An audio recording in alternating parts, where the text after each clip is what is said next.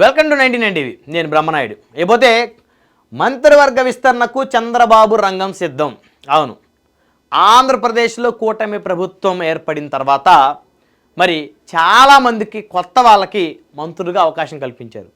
అటు తెలుగుదేశంలో, జనసేనలో, బీజేపీలో 3 పార్టీల్లో కూడా చాలామందికి కొత్త వాళ్ళకే అవకాశాన్ని కల్పించారు.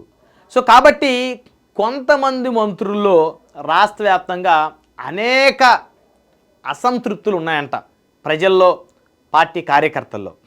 చాలామంది మంత్రులు అయితే ఇప్పటికి కూడా అసలు మేము నిజంగానే మంత్రులం అయ్యామా అని చెప్పేసి వాళ్ళే నమ్మలేని పరిస్థితుల్లో ఏడాది 2 నెలలు గడిచిపోయినప్పటికి కూడా ఇంకా అవే పరిస్థితులు ఉన్నాయంట.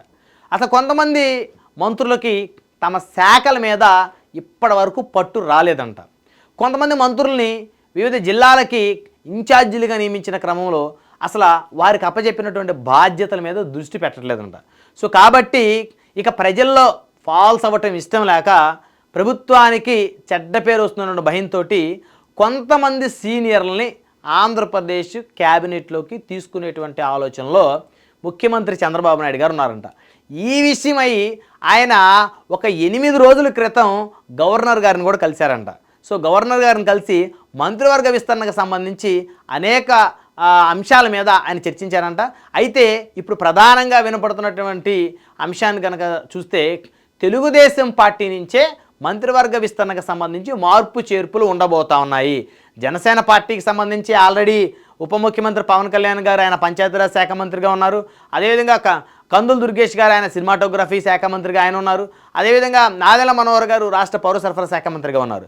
సో ఇంకొక స్థానం ఖాళీగా ఉంది, ఇంకొక బెర్త్. ఆ బెర్త్ జనసేనకి అనేటువంటి బెర్త్ అది. ఆ బెర్త్ సంబంధించి మరి నాగబాబు గారికి మంత్రివర్గంలో తీసుకుంటామని చెప్పేసి గతంలో చంద్రబాబు నాయుడు గారు ఒక లెటర్ రిలీజ్ చేశారు. మరి లెటర్ రిలీజ్ చేశారే కానీ ఆయన ఇప్పటివరకు కూడా మంత్రివర్గంలో తీసుకోలేదు. ఆ తర్వాత పవన్ కళ్యాణ్ గారు ప్రెస్ మీట్ పెట్టి శాసన మండలిలోకి తీసుకున్న తర్వాతే మాత్రమే మరి నాగబాబు గారిని మంత్రివర్గంలో తీసుకుంటామని చెప్పారు. అయితే ఇప్పటికీ ఆ అంశం బ్రేక్ పడిపోయింది. ఆ అంశం ఏ విధంగా కూడా ముందుకు పోవట్లేదు. ఆల్రెడీ నాగబాబు గారి ఎమ్మెల్సీ అయ్యి కూడా 3 నెలలు దాటిపోయింది. సో అయితే ఇంకొక బెర్త్ అయితే ఖచ్చితంగా జనసేనకి ఇవ్వాల్సినటువంటి అవసరం ఉంది. జనసేనకి 4 స్థానాలు కేటాయిస్తారని గతంలో చెప్పుకున్నారు. కేవలం 3 ఇచ్చారు. ఇంకొకటి నాగబాబు గారి కోసం ఖాళీగా ఉంచారని చెప్పేసి అందరూ అనుకున్నారు. అయితే ఆ జనసేన అంశం కనుక కాసేపు పక్కన పెడితే ఇటు తెలుగుదేశం పార్టీకి సంబంధించి మరి ఆంధ్రప్రదేశ్ రాష్ట్ర మంత్రివర్గంలో తెలుగుదేశం పార్టీలో అనేకమైనటువంటి మార్పు చేర్పులు జరగబోతూ ఉన్నాయి. ప్రత్యేకించి చెప్పాలంటే చాలామంది కొత్త వాళ్ళకి తెలుగుదేశం పార్టీ ఈసారి మంత్రివర్గంలో అవకాశం కల్పించింది. ఎందుకంటే ఎంతోమంది సీనియర్ ఎమ్మెల్యేలు ఉన్నారు. మరి వారికి ఎవరికి కూడా పెద్దగా అవకాశం కల్పించలేదు. అన్ని జిల్లాలు, అటు రాయలసీమ చూసినా, లేకపోతే గోదావరి జిల్లాలు చూసినా, అదేవిధంగా కృష్ణా జిల్లా చూసుకున్నా, సో ఇటువైపు ప్రకాశం కానీ నెల్లూరు కానీ చూసుకున్నా చాలామంది సీనియర్లు ఉన్నారు. సీనియర్లకు అవకాశం కల్పించలేదు. ఒక నెల్లూరు జిల్లాలో కాస్త అవకాశం ఇచ్చారు. అదేవిధంగా ఉమ్మడి కృష్ణా జిల్లాకు సంబంధించి చాలామంది సీనియర్లు ఉన్నారు. ఇప్పుడు బోండా ఉమామహేశ్వరరావు గారు ఆయన తెలుగుదేశం పార్టీని అంటిపెట్టుకొని ఉన్నారు, బలంగా ఫైట్ చేశారు, ఆయన ఆశిస్తూ ఉన్నారు. అదేవిధంగా ఇటు కనుక చూస్తే గోదావరి జిల్లాలకు సంబంధించి మరి రాజమండ్రి రూరల్ ఎమ్మెల్యేగా గోరంట బొచ్చే చౌదరి గారు ఉన్నారు. మరి ఆయన మరి దాదాపు ఎన్నో సంవత్సరాల నుంచి తెలుగుదేశాన్ని అంటిపెట్టుకున్నారు. మధ్యలో చంద్రబాబు నాయుడు గారికి కాస్త వ్యతిరేకంగా ఎన్టీ రామారావు గారితో, లక్ష్మీపార్వతి గారితో జత కట్టారు. సో అప్పటి నుంచి ఆయనకి మంత్రివర్గంలో స్థానం కల్పించలేదు చంద్రబాబు నాయుడు గారు. ఇలా చెప్పుకుంటూ పోతే చాలామంది సీనియర్ ఎమ్మెల్యేలకి అవకాశం కల్పించలేదు. అటు ఉమ్మడి గుంటూరు జిల్లా, పల్నాడు జిల్లా కనుక చూస్తే ఎరపతినేని శ్రీనివాసరావు గారు 1994లో ఎమ్మెల్యే. ఆయన మొదటిసారి 30 ఏళ్ల క్రితమే ఆయన ఎమ్మెల్యే. సో 30 సంవత్సరాల రాజకీయ ఇండస్ట్రీ మధ్యలో అనేక సార్లు గెలుపులు, ఓటములు. ఆయన ఇప్పుడు 4వ ఎమ్మెల్యే. మరి ఆయనకి అవకాశం కల్పించలేదు. ఇట్లా చెప్పుకుంటా పోతే వివిధ సామాజిక వర్గాలకు సంబంధించి చాలామంది, అటు కమ్మ సామాజిక వర్గం కానీ, తెలుగుదేశం పార్టీలో కాపు సామాజిక వర్గం కానీ, అదేవిధంగా రెడ్డి సామాజిక వర్గం కానీ, అదేవిధంగా బీసీ వర్గాల్లో కానీ, ఎస్సీ వర్గాల్లో కానీ, ఇలా అన్ని వర్గాల్లో కూడా సీనియర్లని చంద్రబాబు నాయుడు గారు పక్కన పెట్టిన మాట వాస్తవం.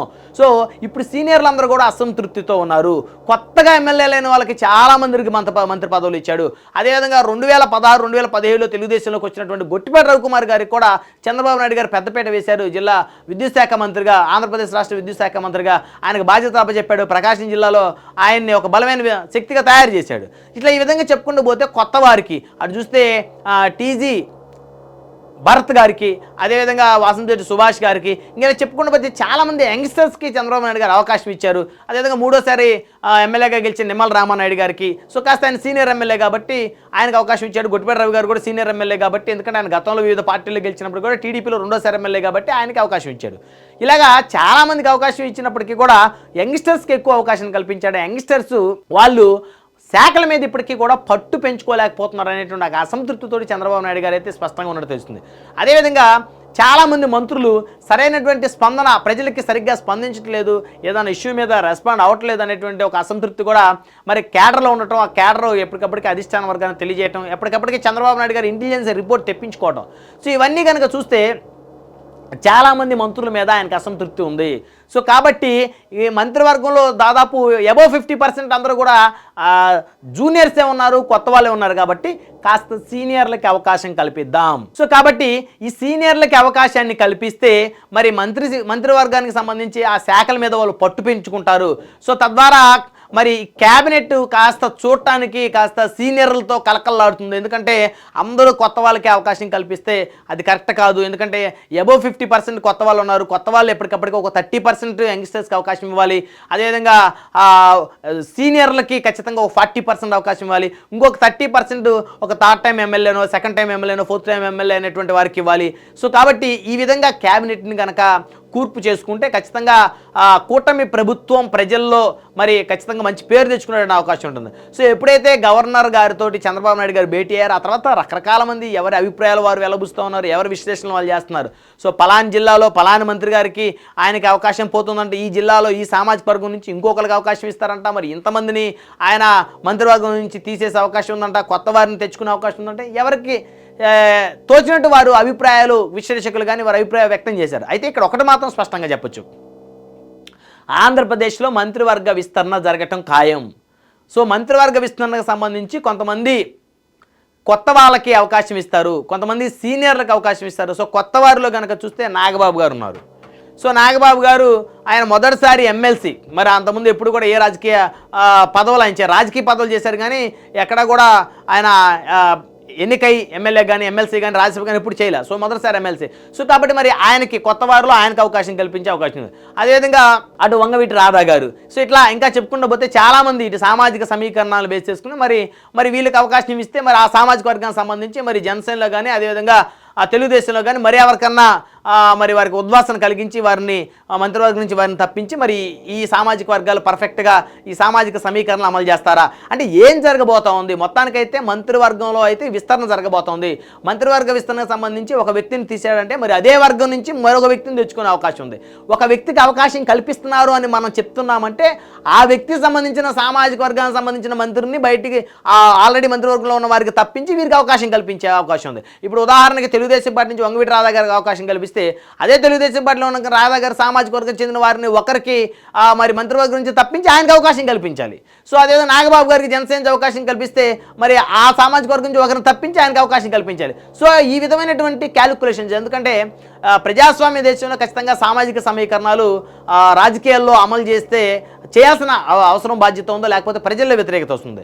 సో కాబట్టి సామాజిక సమీకరణాలను పర్ఫెక్ట్గా కూటమి ప్రభుత్వం కనుక అమలు చేయాలనుకుంటే కొత్త వారికి ఒకవేళ అవకాశం ఇస్తే వారి సామాజిక వర్గానికి చెందిన వారినే మరి మంత్రివర్గం నుంచి వారిని పక్కన పెట్టేసి కొత్త వారిని తీసుకునే అవకాశం ఉంది. సో ఏదేమైనప్పుడు కూడా చంద్రబాబు నాయుడు గారు మంత్రివర్గ విస్తరణకు సంబంధించి మరి గవర్నర్ గారితో భేటీ అయిన తర్వాత ఇప్పటి వరకు రకరకాల కథనాలు వచ్చాయి మంత్రివర్గ విస్తరణ మీద.